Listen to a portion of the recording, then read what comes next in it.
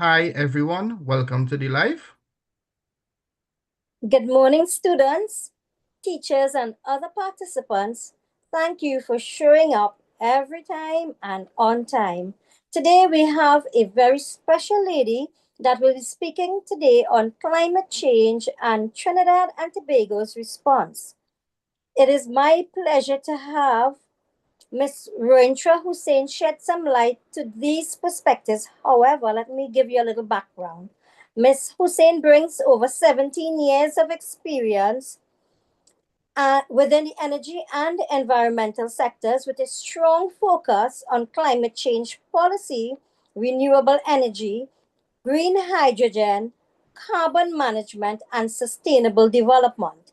Her work has consistently centered on advancing practical and forward thinking approaches to greenhouse gas mitigation, environmental compliance, and energy transition strategies, both locally and regionally. She holds degrees in energy engineering and environmental and natural resource management, bringing together both technical expertise and strategic environmental insight. Ms. Hussein has also represented Trinidad and Tobago in several regional and international climate and energy initiatives, contributing to important discussions surrounding sustainability and low carbon development. She remains deeply passionate about advancing innovative and sustainable solutions for the Caribbean region, particularly as we continue navigating an evolving global energy landscape. Please join me in warmly welcoming Ms. Rointra Hosein, who will be speaking for us today. Thank you so much. Listen on. Thank you, Claudette. Um, it's my pleasure today to present to all of you students. Today I'll be presenting on climate change, energy, and AI. I would try my best to connect those three. I was told your background is IT and you all are into AI, as the modern generation would be. But just a little bit before I start the presentation, just to add to what Claudette says, I'm originally from an oil and gas background. So, one of the things I want you guys to keep in the back of your mind as I go through the presentation is that oil and gas does have its role, particularly in Trinidad and Tobago. It is what really finances a lot of our economy. It is what allows students like yourself to get free education and contribute to so many other things in society. So, while we do want to reduce carbon and we do want to be more environmentally friendly, given my background where I'm originally from oil and gas and I went on to go more on the renewable energy, green hydrogen side, I kind of call myself the in between, where I think you students need to understand as I go through. The key is the balance between having that economic aspect, meaning the financial that is financed by oil and gas, but also being environmentally friendly. So it's the balance between the environment and economic. So I'll begin my presentation now. First slide.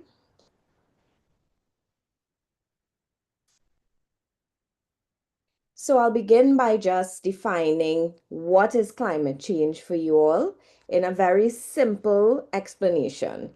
And it really is something that is long term, a change that is long term. And it is the changes in long-term changes in weather patterns and average temperatures, but it's usually caused by human activities and the releases of greenhouse gases into the atmosphere, or sometimes what we refer to as carbon, but it's really greenhouse gases. So that's the terminology to get familiar with. And when I say changes in average temperatures, usually climate change results in hotter or increases in temperatures.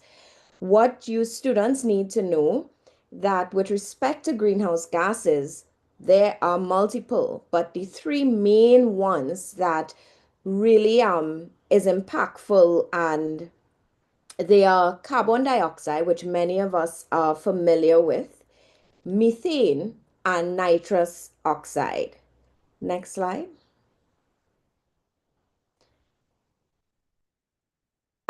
So what are the causes of climate change?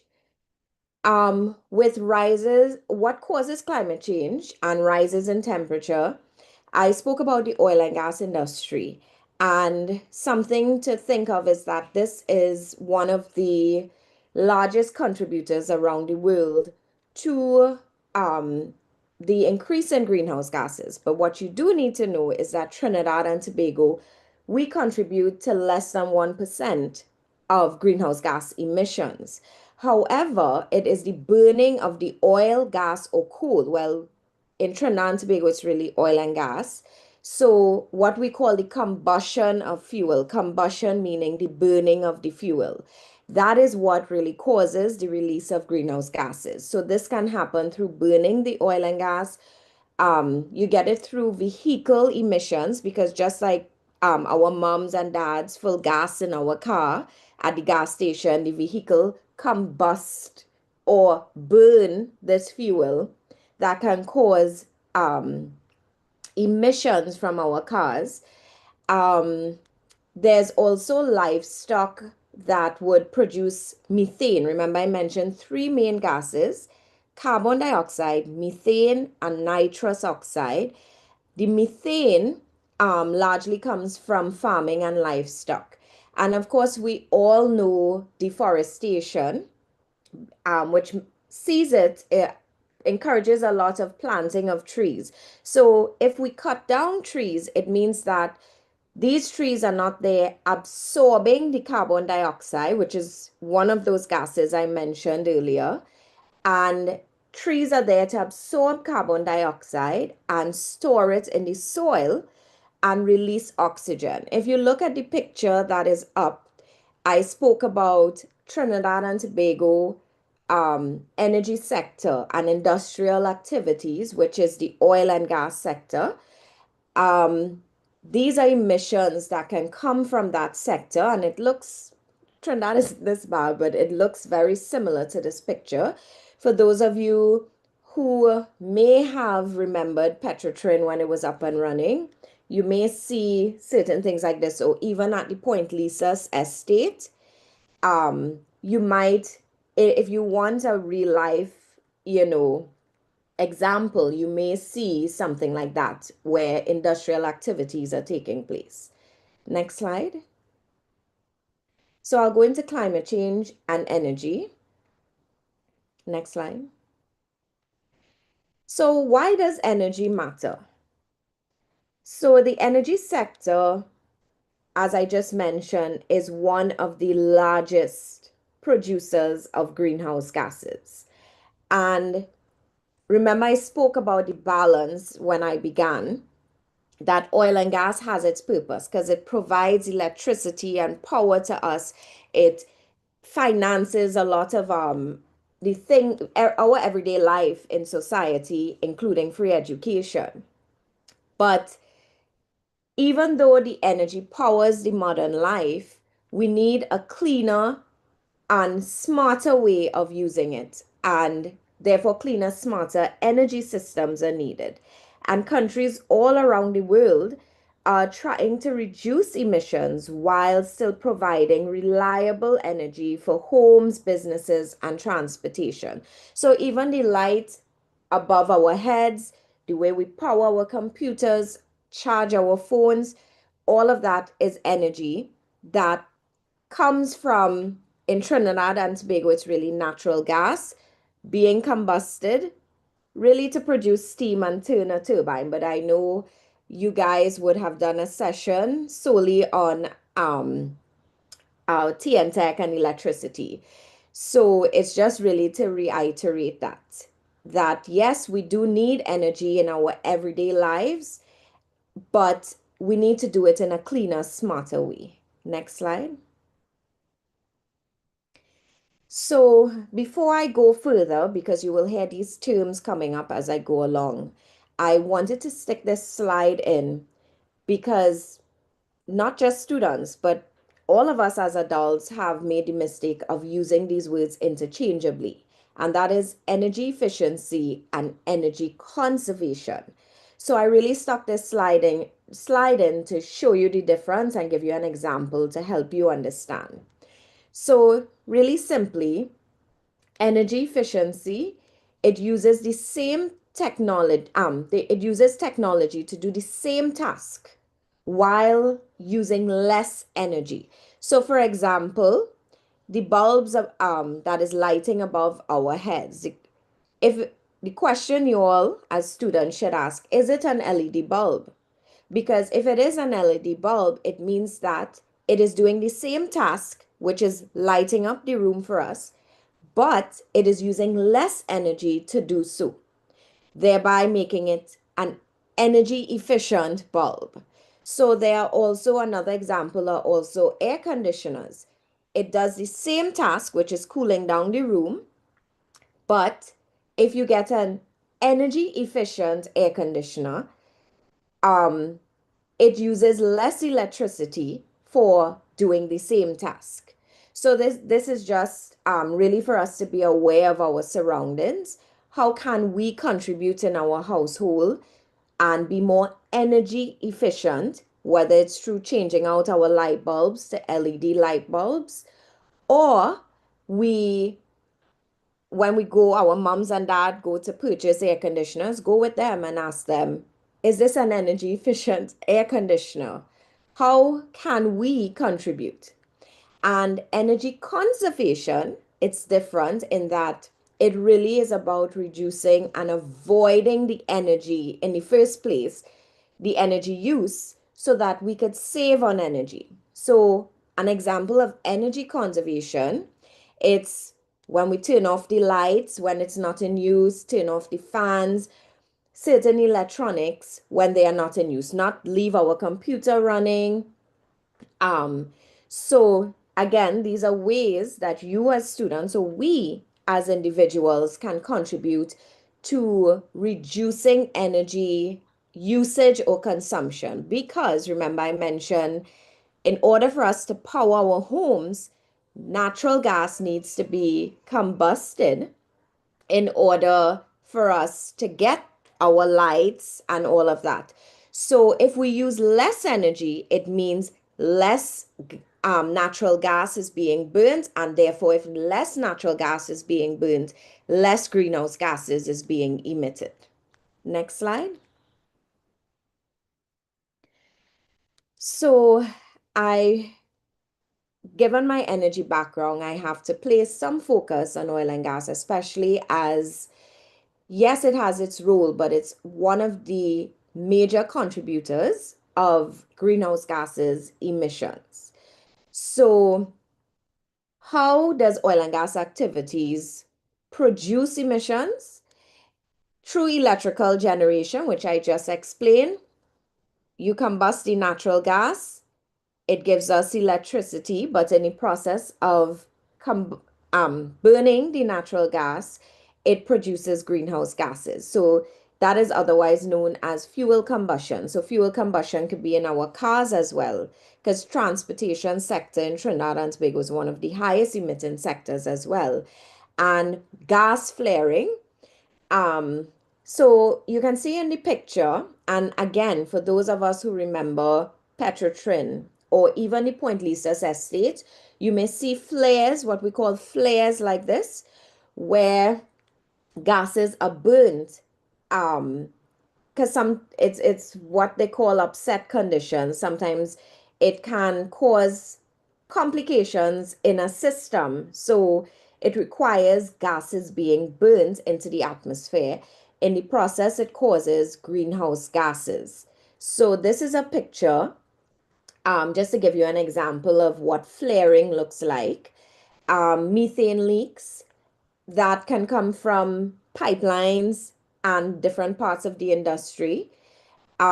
Transportation fuels, where I explain with your cars, your parents' cars, and just general industrial operations. Next slide. So I'll go into the effects of climate change so that you all can understand how serious this is. So I mentioned earlier that climate change is long-term changes in temperature, but I specified it was increases in temperature, and meaning that the place gets hotter as we go along, which I think we are all noticing and experiencing.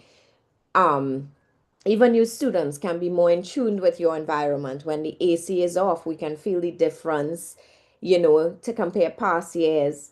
Temperatures are getting hotter. So this is how climate change affects the world. I will show you how it affects the world first through hotter temperatures, stronger storms and hurricanes. If you look at the picture, this is a picture of a hurricane, and as you can see, the entire hurricane is actually covering an island.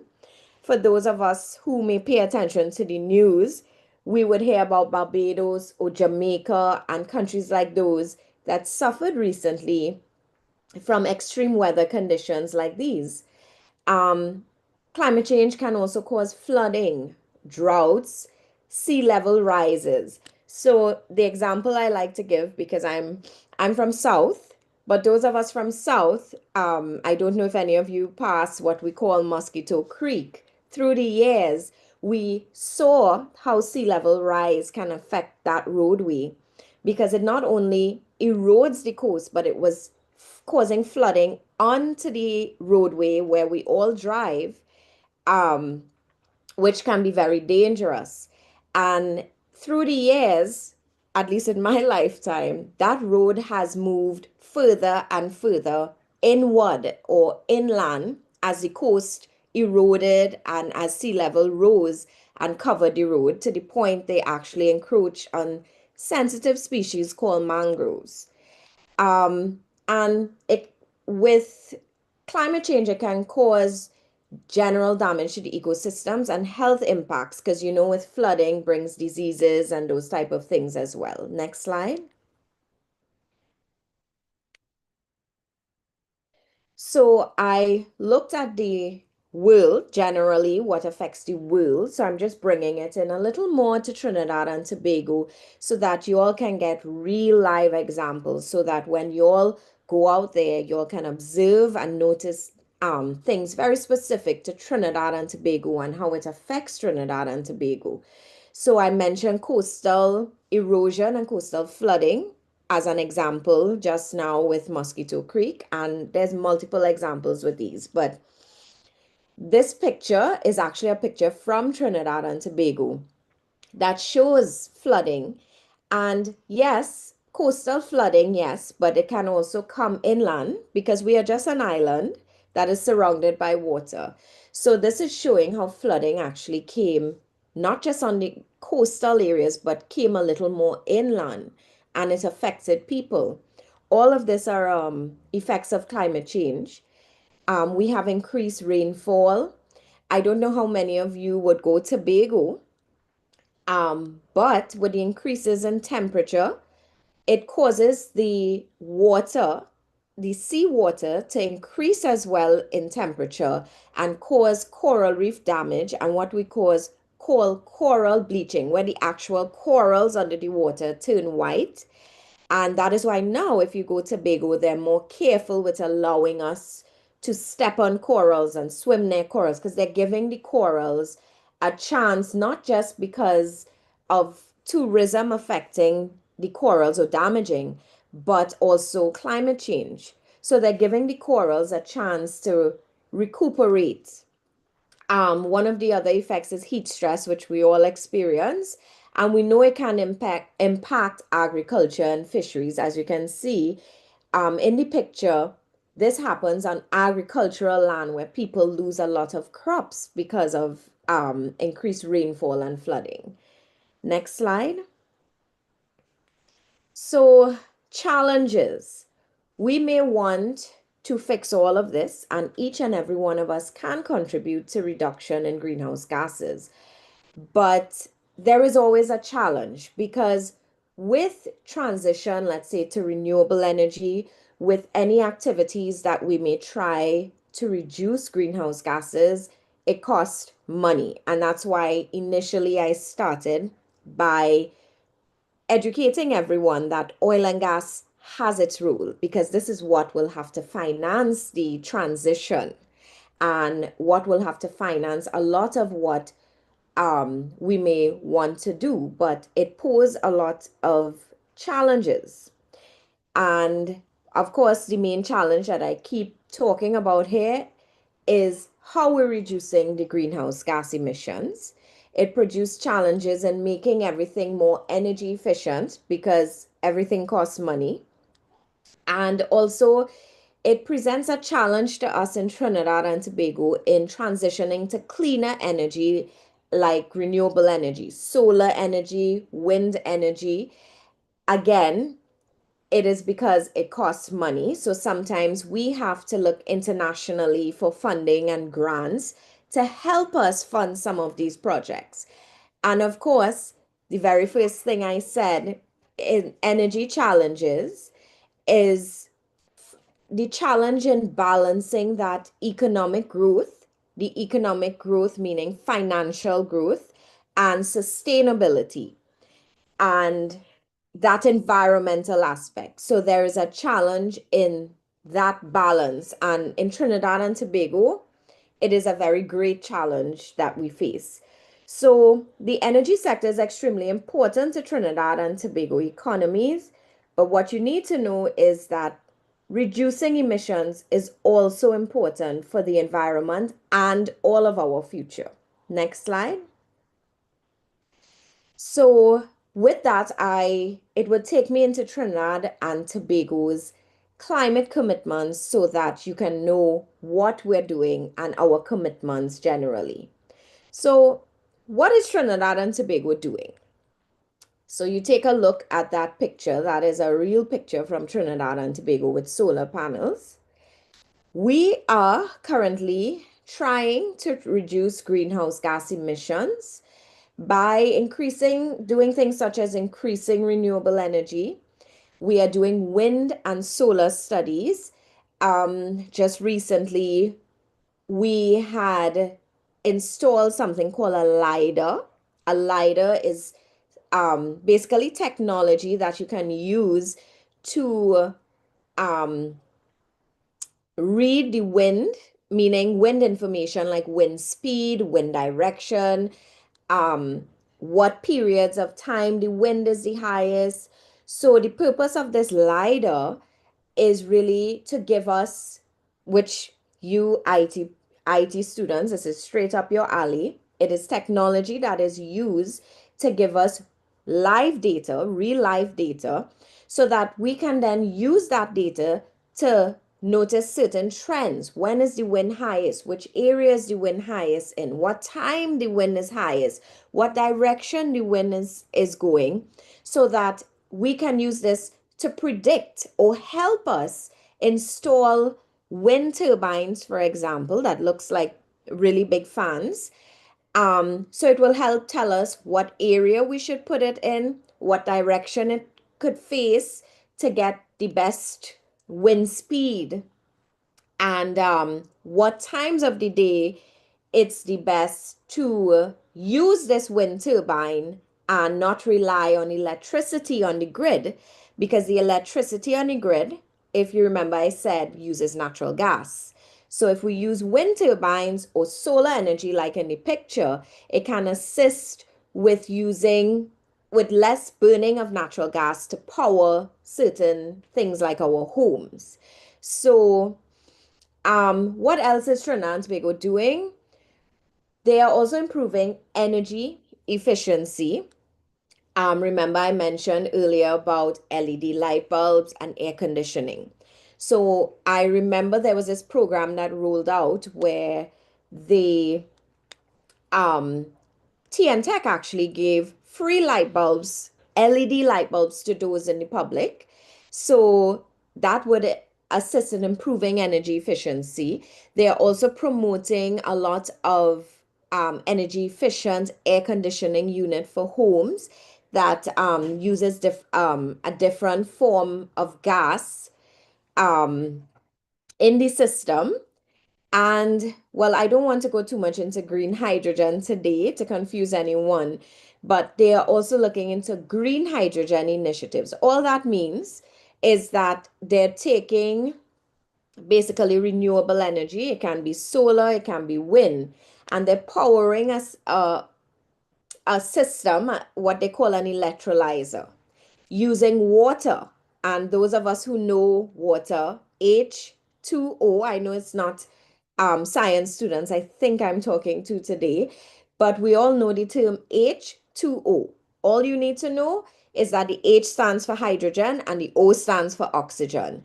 So, in the process of using renewable energy technology, an electrolyzer, which is also technology and can be straight up your IT students' track for the future, they take water and they split the H and they split the O to get the hydrogen to be used for other things like what we call ammonia.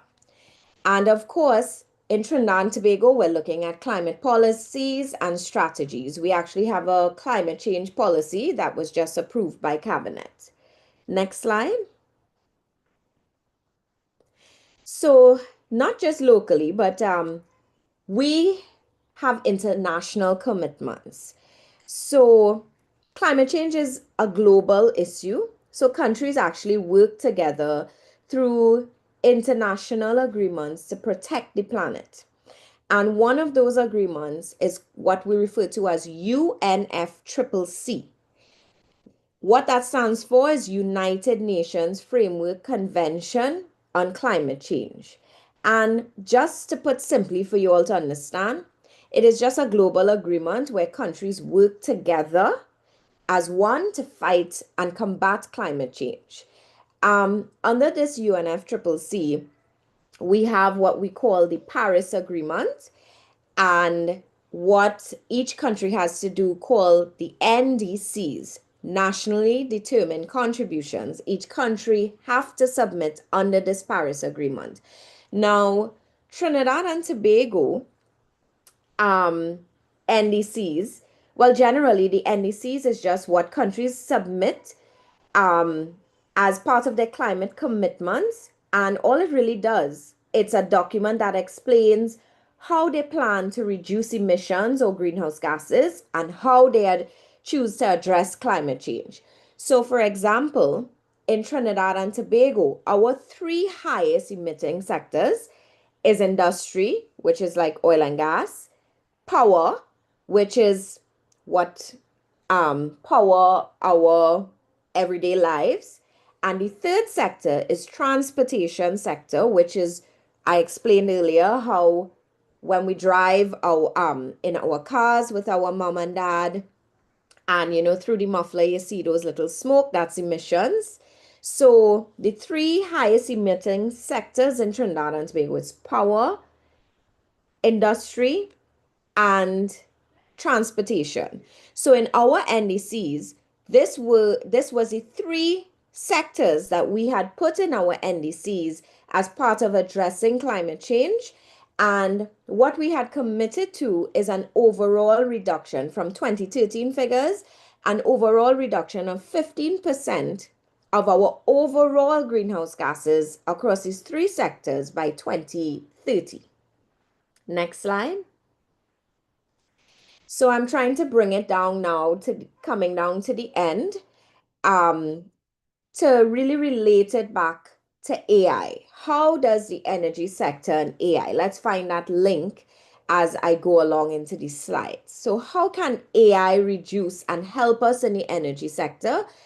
It can reduce greenhouse gas emissions by detecting methane leaks. Remember, I mentioned earlier that in the industry, there can be methane leaks. We call some of those what we call fugitive emissions, meaning that we don't purposely allow it to leak. Sometimes it happens where, for example, two pipelines, a pipeline is round. It's where two pipelines join, and sometimes you can get methane leaks there. But using AI and that can actually help us detect methane leaks and technology generally, through even radars and satellites technology, people can tap into this to help detect methane leaks. um, AI can also help us improve energy efficiency, because AI can help us predict um, when the highest power is needed, for example, in Trinidad and Tobago. So we know when we can mainly tap into maybe renewable energy systems, or, it can just generally help us improve and predict how to be more efficient in energy usage.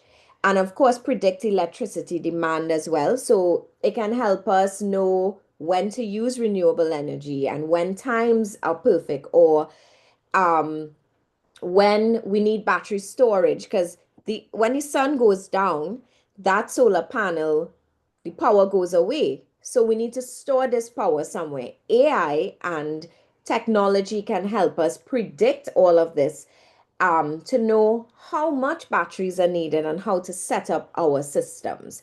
It can also assist us in monitoring industrial emissions generally that comes through these, what we call a stack.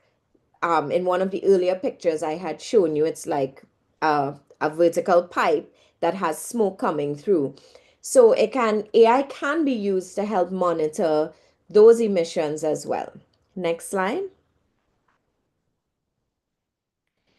So I mentioned that AI can help predict solar and wind energy production just now, improve battery storage, and help manage what we call a smart grid. I put this in here just for you students today.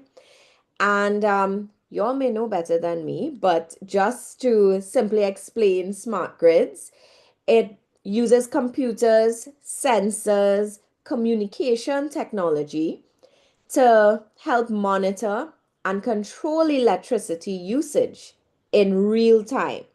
So by controlling the usage of electricity, of course, it helps reduce wastage, which helps allow us to use less natural gas and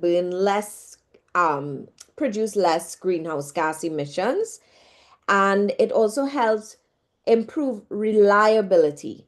And this is something a lot of you students can work in this field in the future to help manage these smart electricity grids. And of course, with that, it improves energy reliability. Next slide. So, what can we do? Or, next slide. I'll start with oil and what the oil and gas sector can do to reduce greenhouse gas emissions. And one is reduce their methane leaks.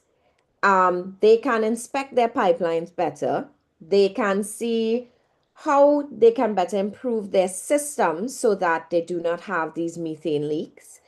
Improve energy efficiency, not just through light bulbs and air conditioning, but generally through their entire system. How can they do what they're doing, but with less energy usage? Um, and of course, they can use cleaner technologies, which is not just energy efficient technologies, but maybe try to incorporate some renewable energy. And well, I don't want to get too complicated, but I put this here just for you all to understand carbon capture and storage. So I spoke about those vertical pipes that you see the smoke coming out of.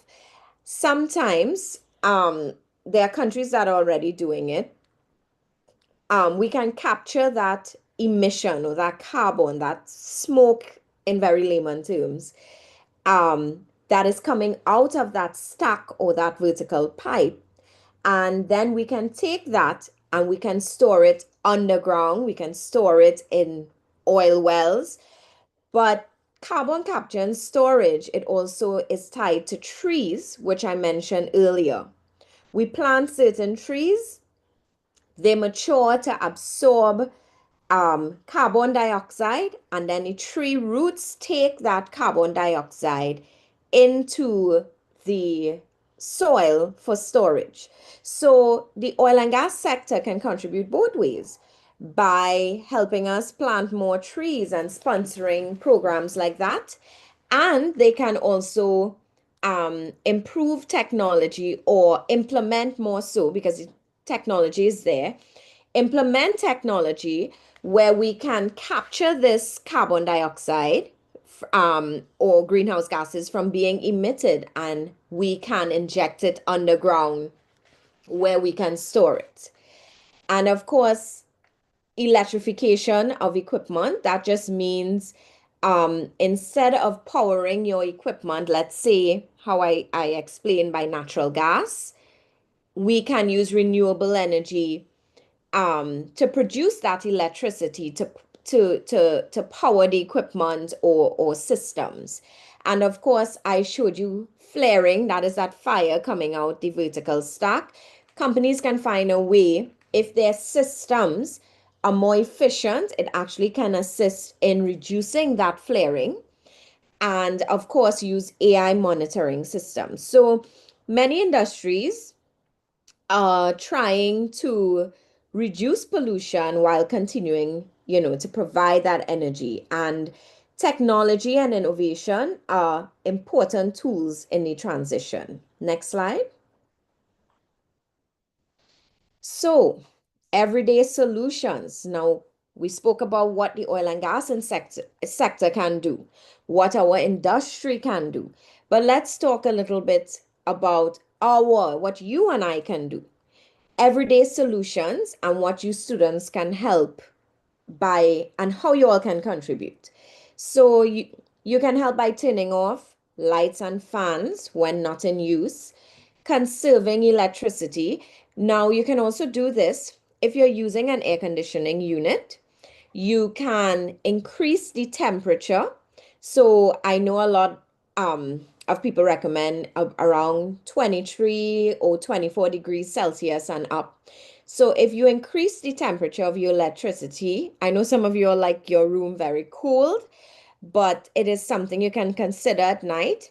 See if you can sleep at a higher temperature. That helps conserve electricity as well.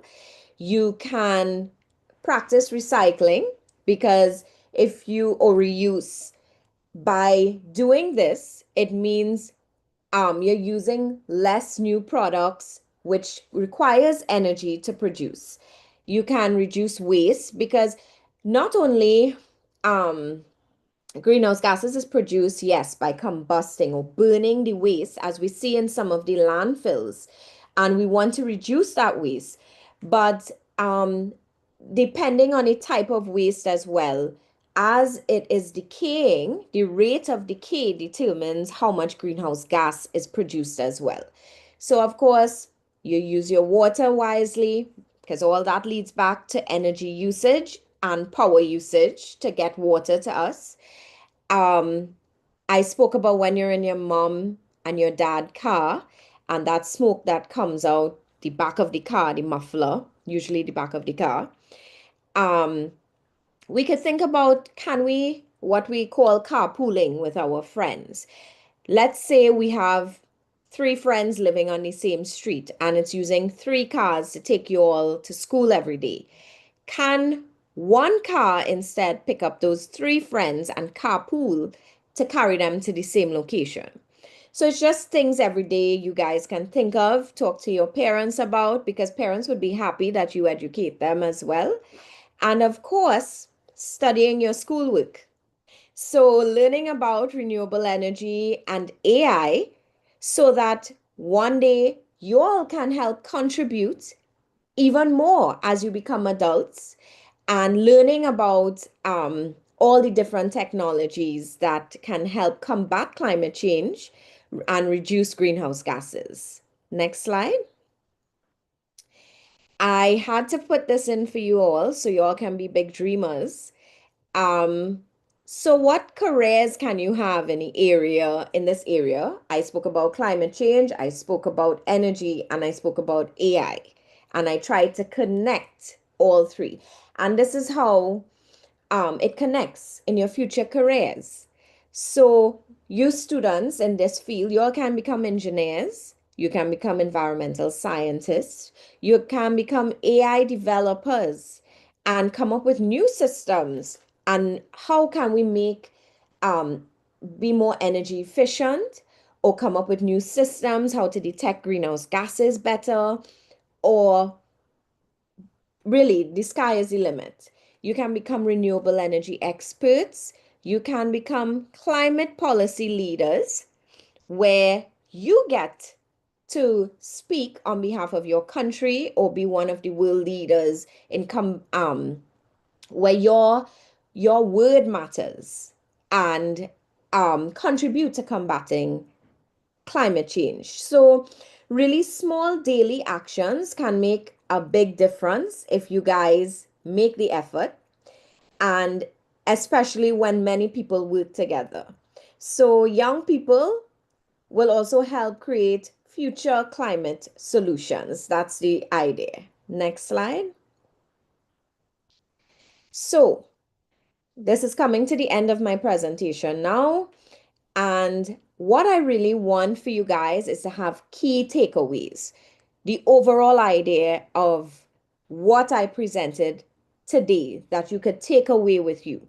And what you need to know is that climate change is linked to energy use. And I explained that. I'll just reiterate again. Natural gas is combusted to produce the energy that surrounds us, whether it's powering our lights, our computer. In the process of combusting fossil fuels like natural gas, I'm throwing in that word fossil fuel now, which is like natural gas, oil, coal. In the process of combusting fossil fuels, we produce greenhouse gas emissions. In the process of producing greenhouse gas emissions, it creates long-term patterns in weather and temperature, including increasing of temperature. And in the process of that happening is how it leads to climate change, um, as climate change happens when the temperature increases. So climate change is linked to energy use. What you need to know is, yes, the oil and gas industries is very, very important, especially to us in Trinidad and Tobago. It basically runs our economy. It contributes to our daily lives, free healthcare, free education, you name it. It's what helps sometimes pave the roads, build schools, infrastructure. So it is very, very important. But what you need to know is that oil and gas industries must reduce emissions as one of the main contributors of greenhouse gases. You also need to take away renewable energy is important for the future. AI can help in reducing greenhouse gases. And I spoke about our international commitments through the Paris Agreement and UNFCCC. It is important to know that international cooperation is necessary, and it is also what helps gets us grants as a small, what we call a small island developing state. Trinidad is a small island developing state, and I think the name is explanatory. We are just a small island and a dot on the map. And as I said, being an island, we are very vulnerable to coastal erosion and flooding and that type of thing. So, in order to get help sometimes to fund those things, because we can't do it alone, international cooperation is necessary. And most importantly, you need to know is that everyone can contribute to climate solutions. Next slide. So this is my last slide, and simply because I want to leave you with a final message. The future is not something that we wait for. It is something that we build and we all do together through innovation, clean energy, and smart choices. We each have the power to protect our planet and create a brighter future for generations to come. And I thank you for listening today. And I hope that I leave you all with some food for thought that you all can return home with. Thank Claudette? you so very much, Ms. Hussein, for that insightful and informative presentation. I truly appreciate it. I know the students will as well. We truly appreciate your willingness to share your knowledge and expertise with us today, particularly as we continue advancing discussions surrounding energy, sustainability, and climate resilience. At this time, I know our time is limited. We would like to open the floor for two brief questions. However, Ms. Hussein, I know, has asked that the questions be posted students on the YouTube channel so that we can accommodate her answering at a later time. However, if you do have time to do one question at this time, Daniel, do we have any questions that you would like for me to ask Ms. Hussein before she departs? No questions from chat? No questions. Okay, so thank you so very much once again for participating, students. I know we had a very good presentation with lots of questions that need to be answered. So you can still submit some questions via email if you like to admin@cz.com, and we will have Ms. Rointra Hosein to be able to answer some of those. So thank you once again. Until next time, do have a wonderful afternoon. Thank you again, Ms. Hosein, and for everyone that are participating. Goodbye.